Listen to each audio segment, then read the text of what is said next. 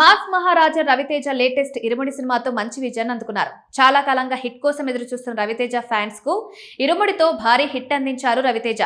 శివ నిర్వాణ దర్శకత్వంలో తెరకెక్కిన ఈ సినిమా రీసెంట్ గా థియేటర్స్ లో విడుదలై ప్రేక్షకులను అలరిస్తుంది. మైత్రి మూవీ మేకర్స్ బ్యానర్ పై నవీన్ ఎర్నేని, వై రవిశంకర్ భారీ బడ్జెట్ తో అత్యంత ప్రతిష్టాత్మకంగా ఈ సినిమాను నిర్మించారు. రవితేజ సరసన ప్రియా భవానీ శంకర్ హీరోయిన్ గా నటించింది.